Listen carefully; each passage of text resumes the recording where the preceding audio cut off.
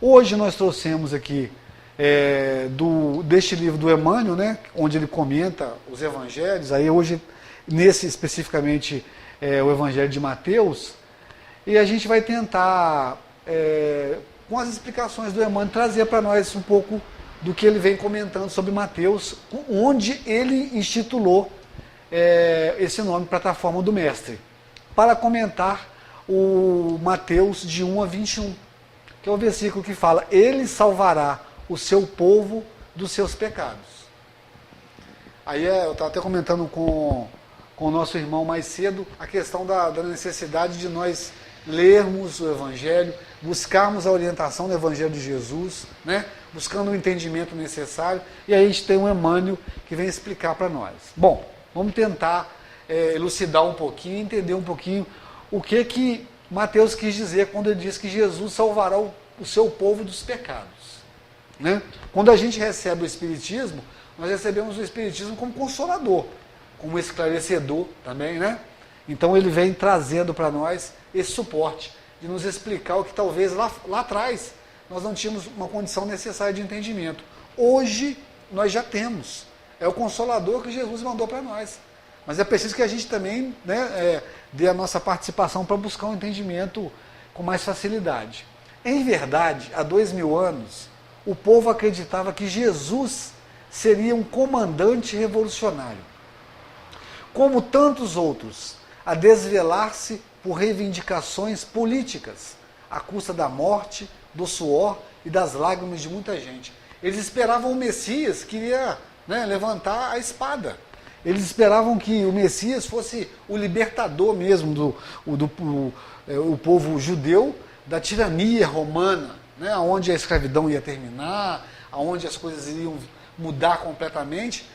Talvez, o próprio Emmanuel diz isso possa ser um motivo assim, bem razoável para que alguns dos nossos irmãos de algumas filosofias religiosas, até hoje, não consigam entender Jesus como Messias.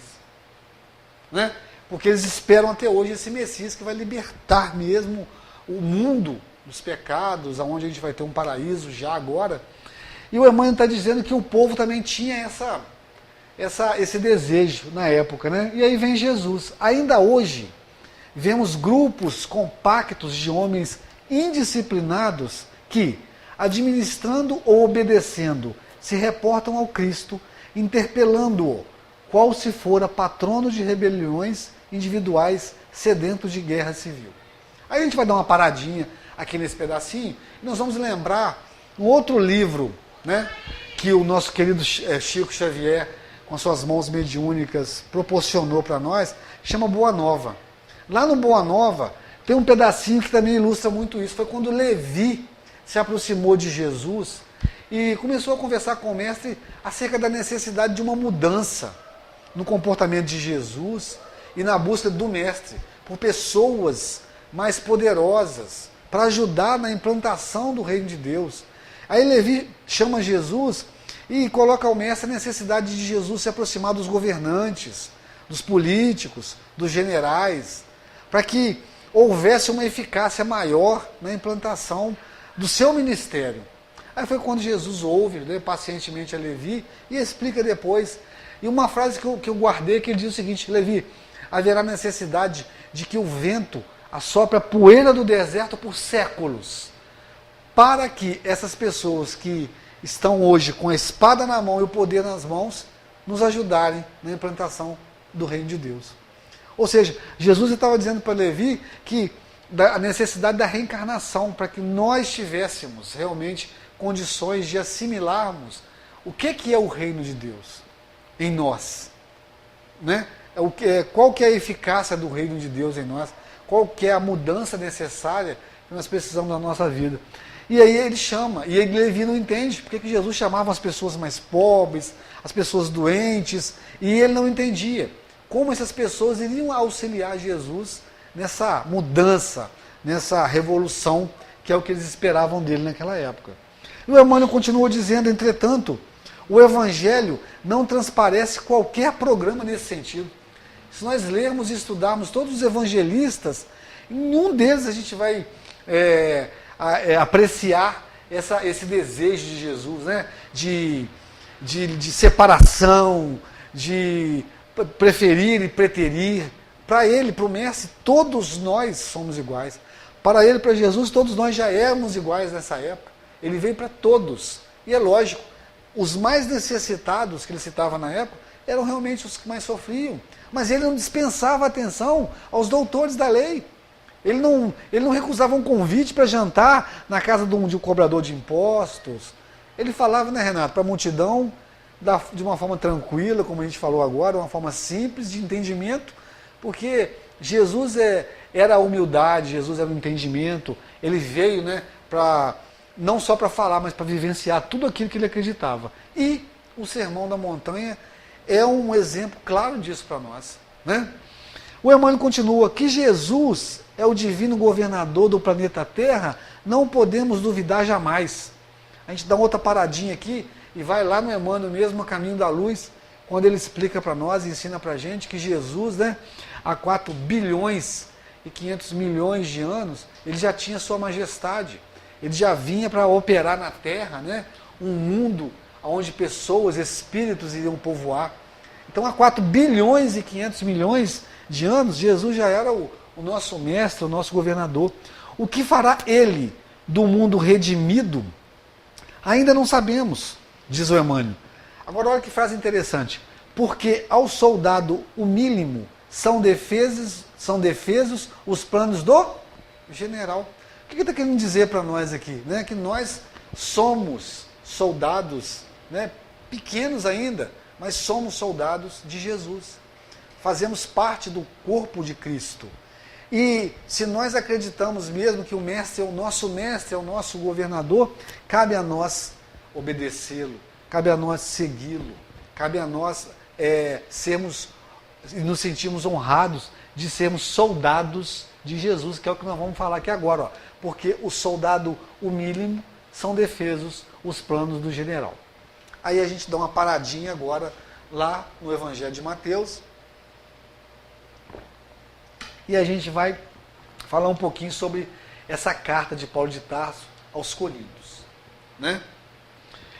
Para a gente tentar associar, para a gente tentar ilustrar um pouquinho mais, por que o Emmanuel está dizendo que nós somos soldados de Jesus e por que nós fazemos parte do corpo de Cristo. Todos nós sabemos da necessidade, como surgiu a necessidade das cartas, né?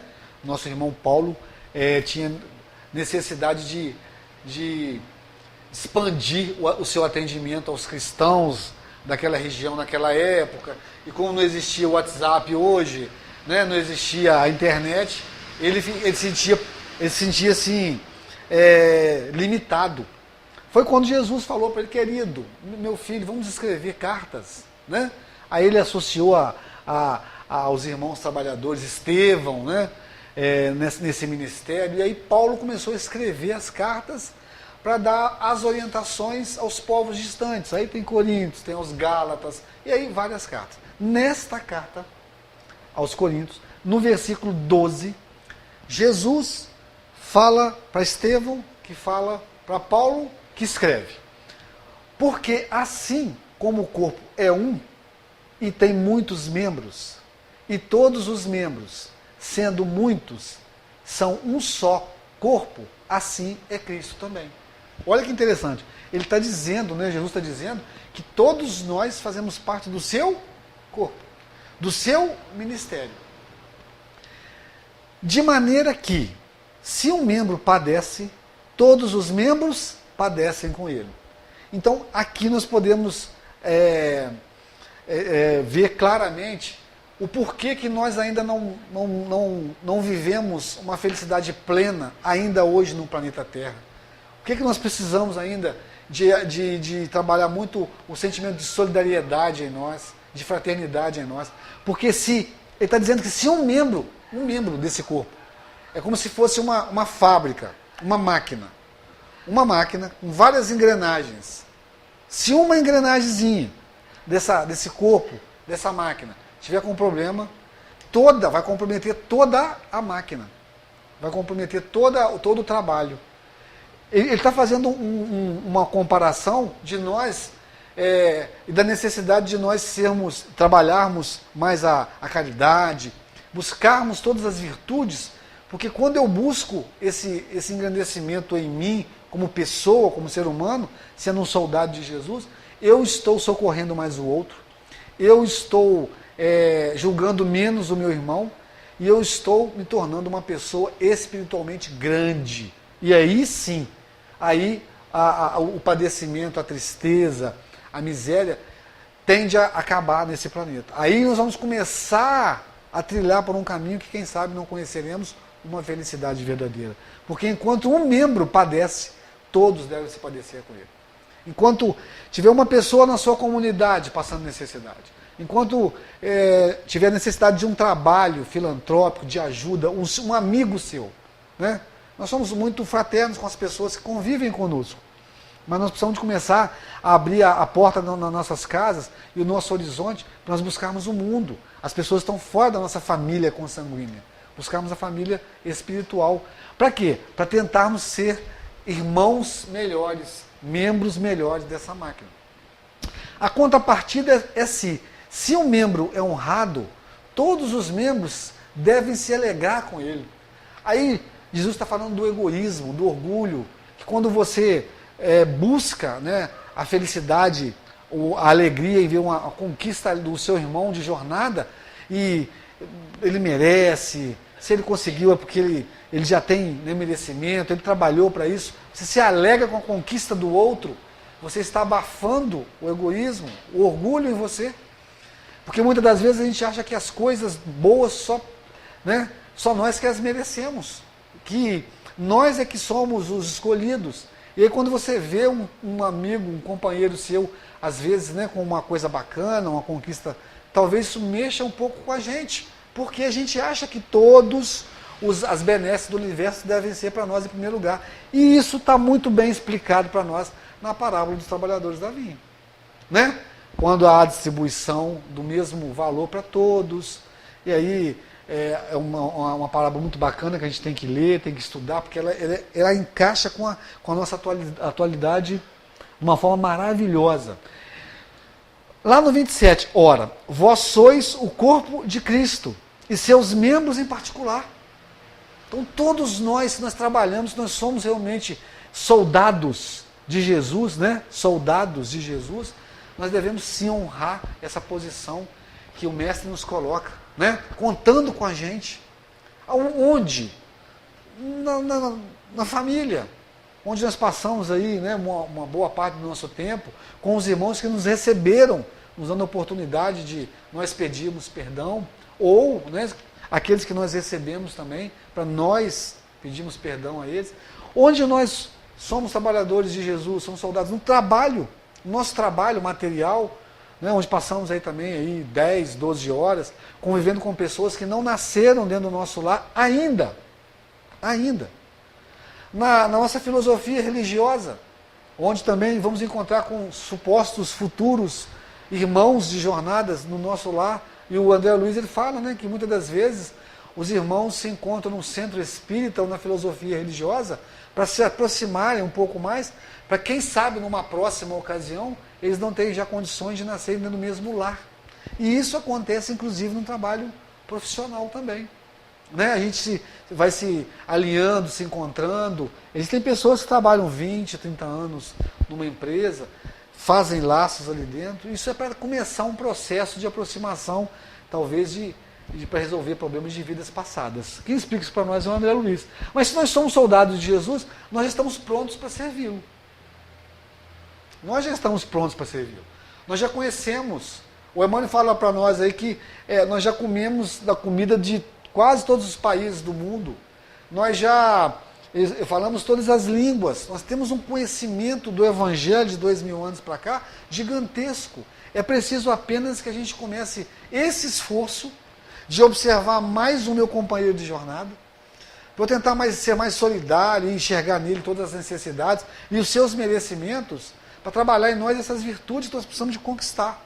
Então, nós precisamos de transformar esse conhecimento todo que nós temos em sabedoria. Ou seja, colocar isso na prática lá fora.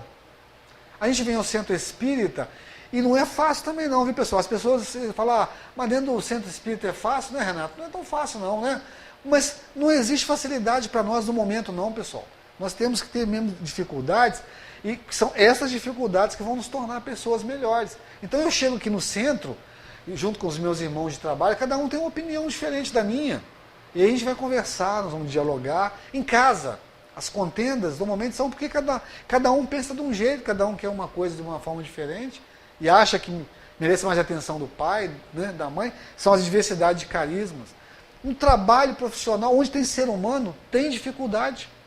Mas são dificuldades nossas, naturais, que vão se diluindo com o tempo, na busca pelo entendimento, pelo diálogo, né? O entendimento, ele só acontece com a observação mais direta um do outro.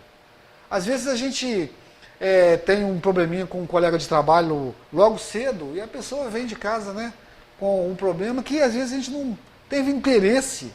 Olha aí a falta de solidariedade, de saber o que aconteceu com ele, porque a gente está ali no ambiente de trabalho e nós sabemos o quanto é importante evitarmos o contágio e a contaminação dos nossos sentimentos negativos e deixar que os edificantes contagiem o ambiente. Se eu chego lá já, né, enfurecido, e eu vou levar todas as minhas vibrações negativas para aquele ambiente. Isso atrapalha as pessoas a observarem em nós a nossa necessidade. Talvez não tivemos uma noite bacana, talvez tivemos um problema em casa, e a gente leva isso para o trabalho. Alguns profissionais aí na área de RH dizem que nós temos que ter uma condição de filtrar esses problemas lá, mas nós temos. Nós temos essa condição de, daqui para lá, eu não... Talvez, ou isso seja um necessário para nós. Até mesmo para levar os problemas para casa. Tem uma mensagem do Momento Espírita, eu gosto muito de comentar, ilustra muito bem isso. O senhor saiu para trabalhar e no caminho ele foi assaltado. Aí levaram dele celular, dinheiro, relógio, levaram tudo dele. E ele chegou no trabalho triste, cabisbaixo, e o patrão dele, que era muito observador, olhou para ele e falou, o João não está bem.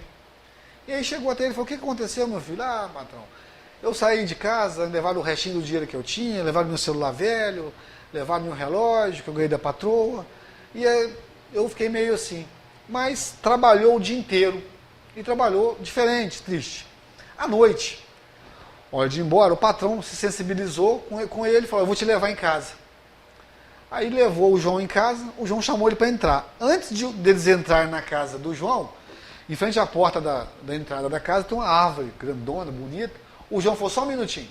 Ele foi lá e colocou as duas mãos dele na árvore por meio segundo. E voltou. Quando ele voltou, já entrou em casa, apresentou o patrão para a patroa, para a esposa, essa aqui é minha patroa, e aí alegre, chamou o patrão para jantar, o patrão aceitou, eles jantaram, e conversaram algumas horas, mas à noite o patrão, agora eu vou embora, João, você me leva até a porta? Aí ele falou, se leva, ele levou, falou, antes de eu ir embora, eu queria te fazer uma pergunta, você ficou chateado o dia inteiro, você saiu de casa, foi assaltado, ficou chateado o dia inteiro, quando você entrou nessa casa, você parecia outra pessoa. Parecia que era outro João. O que aconteceu? Que mágica que você fez? Aí ele falou assim, eu fiz a mágica, está na árvore. Eu deixo todas as minhas frustrações na árvore. Eu não tenho direito de trazer as minhas chateações para dentro da minha casa. Então, eu quero que a minha esposa e os meus filhos me recebam, mas com uma vibração boa, com alegria, que eu saí de dentro da minha casa. E não com as tristezas, e não com a revolta. Então eu deixo tudo na árvore. Aí, eu acho que cada um de nós podia ter uma árvore. Uma árvore em frente ao centro espírita, uma árvore em frente ao trabalho, uma árvore em frente de casa, para deixar ali as frustrações. Aí eu falei isso com um amigo meu uma vez, e falou assim, acho, mas isso aí tem duas nuances, não tem? Obrigado, querido. Obrigado. Porque... não é contraditório isso que você falou, porque nós não temos que conviver com as pessoas, com o que nós somos, com o que nós temos, sim, mas você também pode colaborar para não contaminar os outros. As pessoas, você pode expressar suas necessidades e as suas tristezas para sua esposa, para o seu marido, para os seus filhos, para o seu colega de trabalho, sem deixar com que aquilo contamine o ambiente. Não é mesmo? Ninguém quer levar a raiva, a cólera, a frustração para dentro de casa, mas também não tem jeito de levar para o trabalho, não tem, né? Mas Quando nós somos companheiros de verdade e temos essa capacidade de olhar uns nos olhos dos outros, que está assim um tanto quanto difícil na atualidade, aí a gente pesca. Hoje o Renato não está bem. A mãe dele conhece, e ele conhece a mãe. Quer conversar? Né? Mas aí precisa ter uma aproximação, precisa de ter uma intimidade entre as pessoas, para que uma possa perceber a dificuldade do outro, né? Ter uma liberdade, mas ter amor. Isso aí normalmente a gente espera onde? Que dentro de casa tenha com mais facilidade. Que na casa espírita a gente possa exercer isso também com uma certa facilidade, apesar dos carismas diversos. E no trabalho, que é um ambiente talvez um pouco mais difícil, que a gente exercite isso da melhor forma possível. Para que a gente tenha êxito, é a saída da vida mecânica que a gente fala sempre. Olha que interessante. Quando você está envolvido num mecanismo de pensamentos, sem observação, sem olhar o ambiente, você tem mais dificuldade de observar e de sair vamos dizer assim, dessa posição de contágio de sentimentos. Você tem mais dificuldade. Porque você está preso à base. A Luciana fala muito isso. Nós precisamos começar a nos elevar, sair um pouco da base. Como é que eu levo o socorro que eu tenho aqui no Centro Espírita, por exemplo? Começamos esse trabalho pedindo a espiritualidade que nos abençoe. E aí vamos entrar em contato com ele, gente. Vamos ligar os nossos pensamentos, vamos aumentar a nossa vibração. Nós estamos vigiando. Como é que eu faço isso em casa? Qual que é o recurso ou o concurso que eu tenho para levar esse mesmo socorro para dentro de casa? O culto do Evangelho do Lar. Aí entra os recursos. Mas eu só vou usar também se eu quiser, porque os espíritos não são invasivos. O João vai entrar na casa dele lá, vai levar toda a frustração lá do assalto do dia que ele teve ruim. Ele leva. Os espíritos não vão socorrer o João, não vão sacudir, só se ele pedir. Aí ele chega lá na árvore e faz uma prece. Oh meu Deus, me ajuda a chegar em casa melhor. Aí o recurso vem, o socorro vem, e o João entra, apesar dos problemas, mas ele entra mais leve. E aí sim, ele pode pedir ajuda. Como é que eu faço isso no trabalho? Vou fazer o culto do Evangelho lá no trabalho? Sim, faz o culto do Evangelho no trabalho. Lê uma página na hora do teu almoço, deu um problema lá com o relacionamento, vai num cantinho, vai no banheiro, faz uma prece. Aí, o que é isso? É sair da base, é sair do mecanismo e entrar na vida contemplativa. Até no trânsito é possível isso, com muito cuidado, é lógico, né? Você coloca um CDzinho ali, uma música bacana que você gosta, uma prece, mas prestando atenção na direção. Você se eleva. Você se eleva. Infelizmente, pessoal, até no centro espírita existem companheiros que têm dificuldade de sair da base. Até no centro espírita. Às vezes a gente vence o bom combate de sair de casa, né? De perder aquela programação essencial da televisão. Para não dizer o contrário. A gente vence isso, vem ao centro e infelizmente a gente observa que alguns irmãos nossos têm dificuldade de sair da base para pegar o que está sendo apresentado nessa noite. Né? Então, até mesmo aqui na casa espírita, nas filosofias religiosas, pode acontecer essa dificuldade. Nós não estamos dizendo que é assim com todos, mas existem irmãos que têm essa dificuldade de sair da base. Por quê? Pega um livro, às vezes está em casa querendo ler um livro para exemplificar as dificuldades. Não passa das primeiras páginas. Ela tem dificuldade de continuar. Está na base. Por quê? Porque não busca ajuda, não busca ânimo, força, me dê força para eu ler esse livro, me dê força para eu ir ao centro, mas para permanecer lá no centro, prestando atenção e principalmente forças para tentar exercitar isso lá fora. No trabalho, então, tradicional, a gente, para sair dessa base e sair do mecanismo, entrar na vida contemplativa, faz uma prece, lê uma página, e aí você sai daquela vibração numa sintonia mais pesada que você está. Foi isso que o João fez. Ele buscou na natureza, sem dizer que os fluidos, né, da natureza são medicamentosos. Uma árvore tem um monte de coisa boa para oferecer para a gente, que é de lá que os espíritos tiram, né, das raízes, das folhas, o medicamento que é manipulado aqui dentro. Né? Ele vai lá e faz uma prece naquela árvore. Eu não tenho uma árvore em casa, mas eu tenho a minha casa para observar quando eu chegar. Quantas pessoas não têm um lar para voltar para casa? Quantas pessoas não têm um lar que, às vezes, tem pessoas com problema de saúde, e a gente aí está bem, apesar das dificuldades. Então nós temos mais a agradecer do que pedir. Então nós vamos agradecer a Deus pela oportunidade de nós estarmos aqui nessa casa essa noite. Enquanto milhões de irmãos estão nos hospitais, nas cadeias, em casa, nós estamos aqui. Mas o que é que nós estamos fazendo com esse momento aqui precioso para nós? Está sendo realmente precioso? É isso que eu estou querendo chamar a atenção de todos nós. Às vezes a gente vem à casa espírita e não consegue tirar o melhor daquele momento. Os espíritos estão ali doidos para nos ajudar, mas as tomadas mentais não se desligam com facilidade. Então nós precisamos sair da base, pessoal. Vamos nos esforçar mais para tentar buscar o melhor da noite. Né? A presença dos bons espíritos. Isso aqui é só um motivo que o Renato arruma para trazer vocês aqui. O melhor está na ambiência, que às vezes a gente tem dificuldade de captar, porque segundo o Emmanuel, nós não silenciamos o nosso pensamento.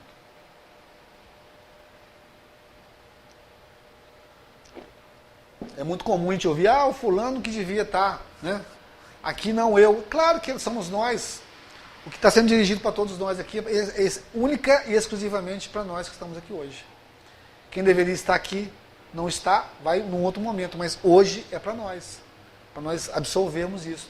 Então é aproveitar, o que eu estou querendo dizer é que nós devemos aproveitar o máximo possível a presença dos bons espíritos, no auxílio nosso, única e exclusivamente para nós. Mas eu estou aqui, estou pensando na minha mãezinha, isso é durante a prece, você vai fazer uma prece, você não pode dar aquilo que não tem.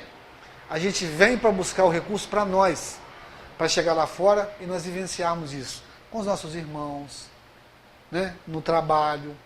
Hoje é o nosso reabastecimento.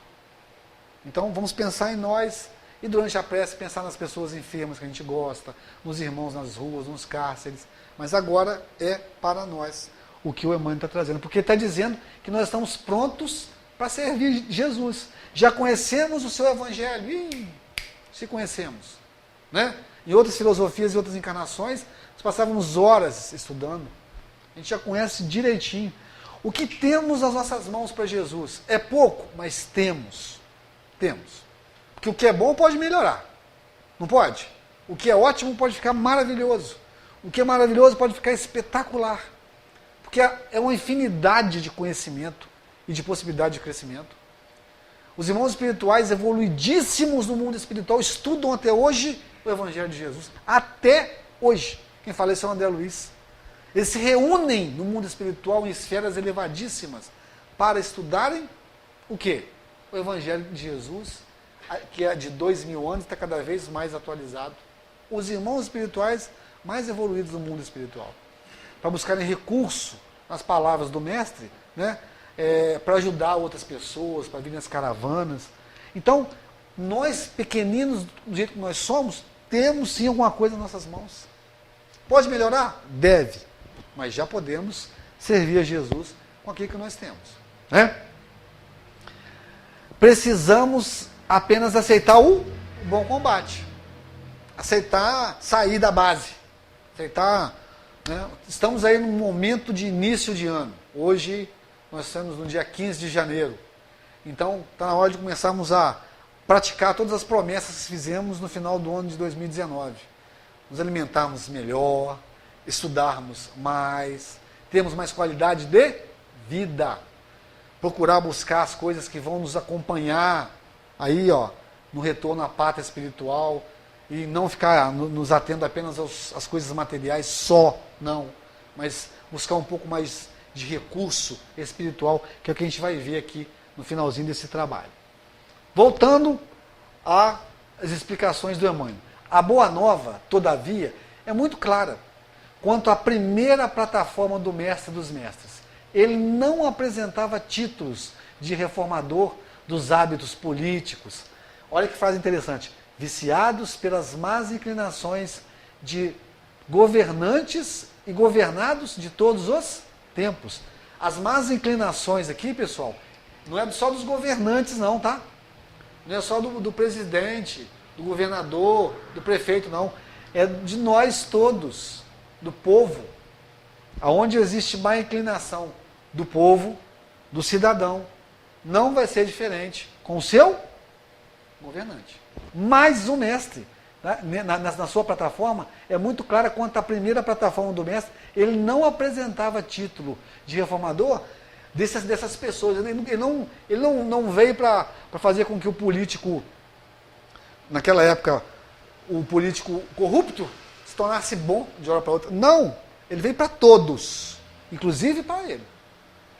Mas a mudança é uma mudança individual de cada um. Só que anunciou-nos a celeste revelação que ele viria salvar-nos de nossos próprios pecados.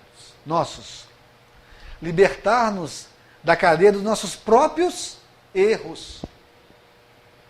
Afastando-nos do egoísmo e do orgulho que ainda legislam para o nosso mundo consciencial.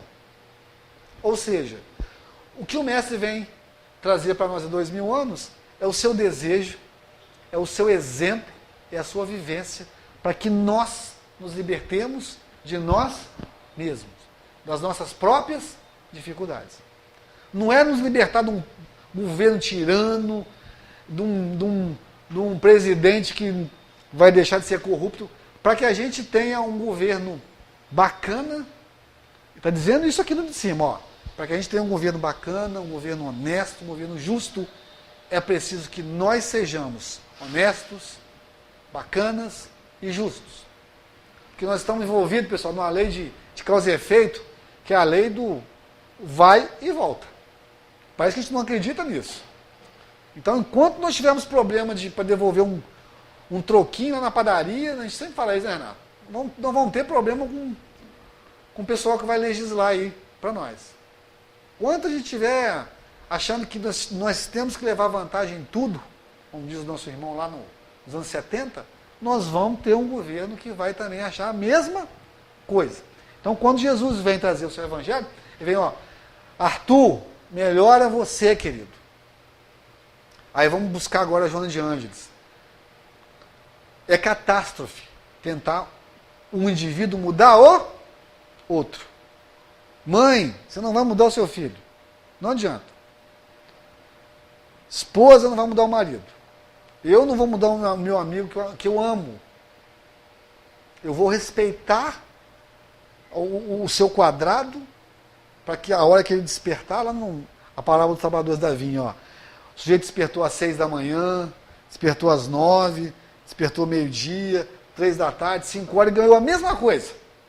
Aí é Deus, que sabe o momento de cada um. Ele ama incondicionalmente. Ele sabe que o Arthur vai demorar um cadinho para despertar, que eu também despertei muito tarde, mas ele ama e sabe que não é uma fatalidade o meu despertamento.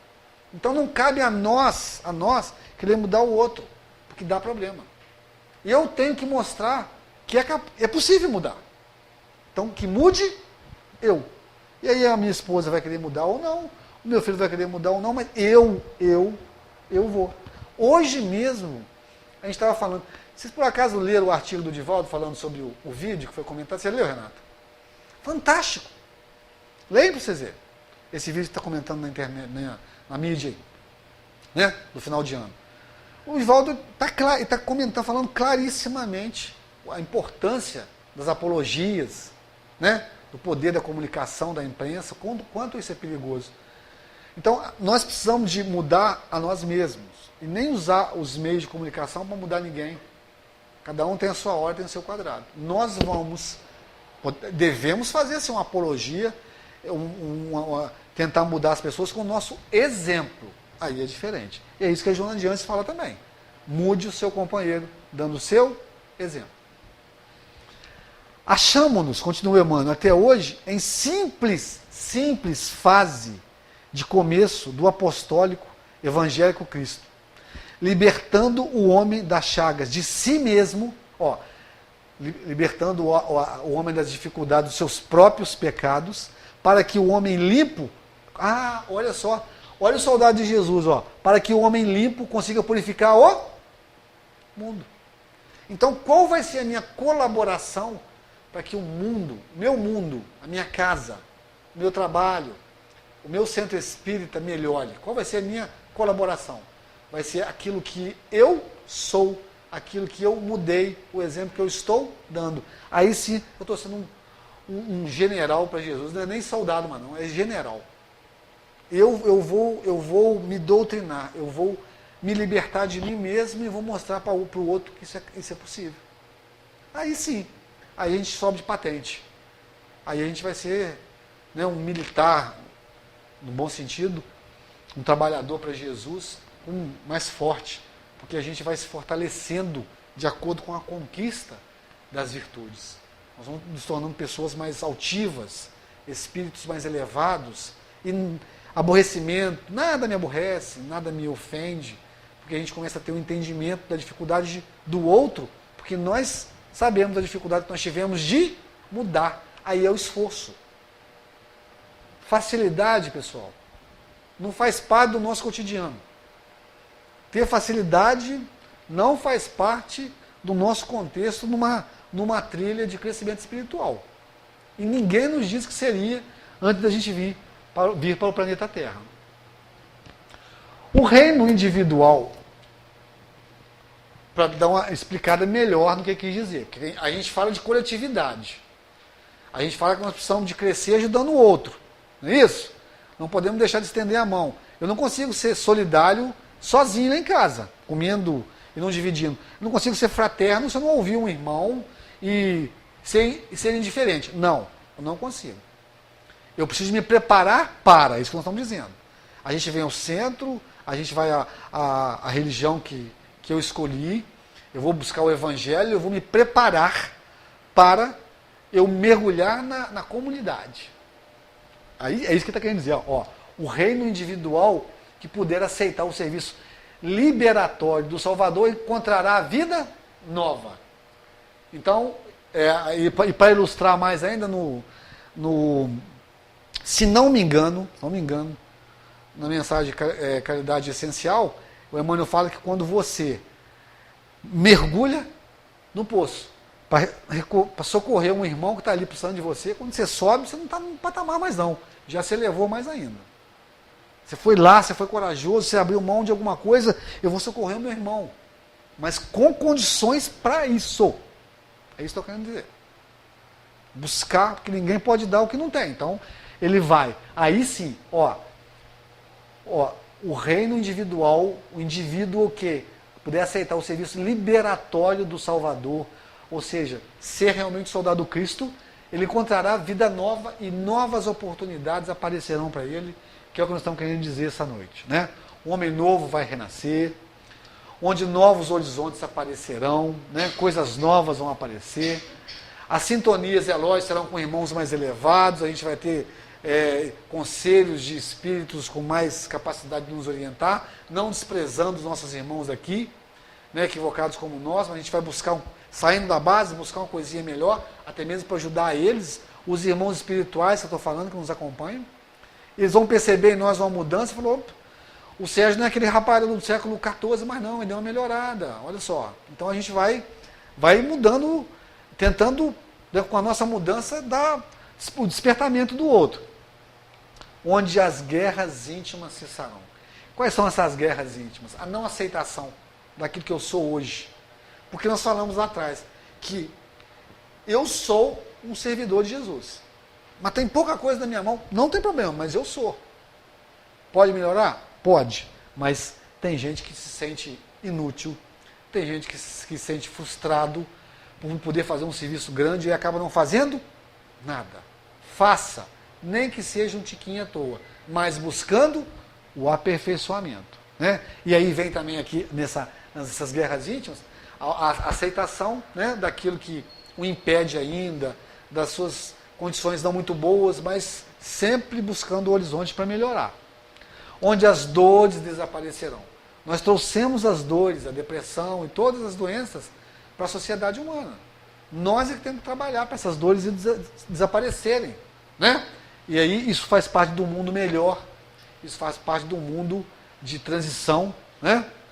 Aí é o que eu falei para vocês, como é que a gente vai ter isso? Busquemos mais frequentemente pela vida contemplativa. Tenhamos o socorro necessário, aqui não é dutante não, tá gente? Durante o momento de prece. É o recurso que talvez usemos muito pouco, da prece. Buscar a elevação, onde quer que a gente esteja, me ajuda, não estou bem, né? E aí os irmãos espirituais vão se movimentando, porque nós pedimos. Para a gente terminar, pessoal, essa parte aqui eu não vou falar hoje, porque está falando lá do... Tá mostrando um pouquinho do exemplo dessa frase do Emmanuel, lá do Coração do Mundo, Pátria do Evangelho, mas na outra oportunidade a gente vai falar. Inclusive até falamos aqui também. Eu queria terminar com esse texto aqui. Ó. Primeiro, só terminando o Emmanuel, Cristo libertando o homem das chagas de si mesmo, para que o homem limpo consiga purificar o mundo. Tá? Esse aqui é o último capítulo, o último versículo dessa mensagem. Aí, nós trouxemos esse texto aqui, para a gente ilustrar isso aqui. Quando dois gigantes se encontram. Aí já é uma proposta nossa. Tá? De um lado, a vida nas ruas, o rolê nas noites, com os convites e sugestões cada vez mais diversos e, lógico, proibido. Paralelo a isso, os desejos cada vez mais latentes dentro das mentes ainda mais sedentas pelo consumismo, uma busca incessante pelo possuir, pelo ter poder ter tudo e todos. Soberanamente a tudo isso estão as drogas, lícitas e ilícitas, contaminando a cada dia com mais ênfase a sociedade, a mocidade, a juventude, a infância. Isso é um gigante. É um gigante que nós precisamos de começar a olhar isso aí dentro de casa, com nossos filhos, em nós mesmos, com mais atenção. Mas tem um outro gigante. Do outro lado está a família, o refúgio, a religião, o trabalho, a terapia, justo e honesto, a vontade de vencer de forma digna e com bases firmes, alicerçadas ao longo desse sopro que é a nossa prévia vida. Tudo isso significando uma batalha contra tudo aquilo que prejudica, né? Que magoa, que destrói, e paralelo à família, segue a consciência, a individualidade, que é o que o Emmanuel falou, que tenta a todo momento despertar, libertar e fazer enxergar as ciladas recheadas de ilusões e de tudo que vai encher uma mochila, que essa mochila não poderá nos acompanhar quando todas as frustrações causadas pelo não ter, pelo não possuir, não conquistar, não mais fazer parte essencial em nossa caminhada como seres espirituais que somos. Ou seja, um momento em que nós partirmos de volta à pátria espiritual, todas as conquistas materiais não nos acompanharão. Né? E como diz o nosso querido Divaldo, o que temos, nós deixaremos. Só o que somos, nós levaremos. Então, diante de todas as explicações do Emmanuel acerca da plataforma do Mestre, do que o Mestre queria realmente de nós, que ele é o nosso general, nós somos soldados desse general maravilhoso que há 4 bilhões e 500 milhões de anos já era a nossa consciência, já era a nossa base, nos proporcionou esse mundo maravilhoso que é o planeta Terra. 4 bilhões e 500 milhões de anos, o Emmanuel fala que Jesus já nos amava profundamente. A pergunta que eu quero deixar para nós, desses 2 gigantes aqui, pessoal, qual deles nós deixaremos vencer?